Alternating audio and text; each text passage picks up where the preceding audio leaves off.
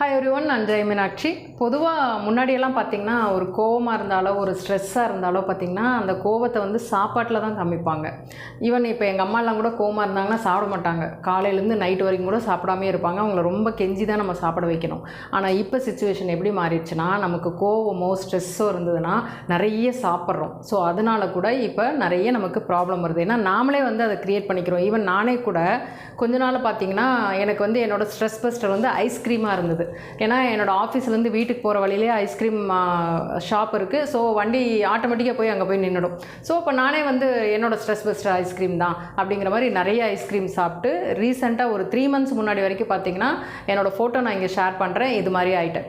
So இப்போ நாம் இதை எப்படி சொல்லலாம் அப்படின்னா, ஒரு ஸ்மோக் பண்ணுறவங்களையோ ஒரு ட்ரிங்க்ஸ் ஹேபிட்டில் இருக்கிறவங்களே நம்ம சொல்லுவோம் இல்லையா, இதெல்லாம் உன்னால் நிறுத்த முடியாதா, இதுக்கு இப்படி அடிக்ட் ஆகிட்டே அப்படிங்கிற மாதிரி நம்ம கேட்குறோம்ல.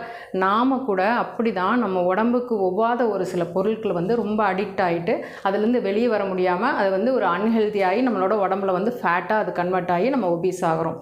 வந்து நம்ம டயபெட்டிஸ்க்கு வந்து நம்ம ப்ராப்ளம் ஆயிடுது. அண்டு பிசிஓடி இந்த மாதிரி எல்லா நோய்களுமே வர்றது என்னென்னா ஃபுட்டு ஹேபிட் நமக்கு வந்து கரெக்டாக இல்லை அப்படிங்கிறதுனால மட்டும்தான் இந்த மாதிரியான பிரச்சனைகள் வருது.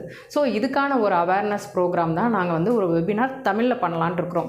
யாருக்கெல்லாம் உங்களோட ஹெல்த் இஷ்யூஸை ரிவர்ஸ் பண்ணிக்கலாம்னு நினைக்கிறீங்களோ கீழே இருக்கிற லிங்க்கை கிளிக் பண்ணி ஜாயின் பண்ணிக்கோங்க. வயிறை கீட்டு நம்ம ஃபோட்டோ போஸ்ட் கொடுக்க வேண்டியதில்லை. ஏதாவது குரூப் ஃபோட்டோ எடுக்கும்போது பின்னாடி போய் நின்றுக்கலாமான்னு முகத்தை மட்டும் காமிக்க வேண்டியதில்லை.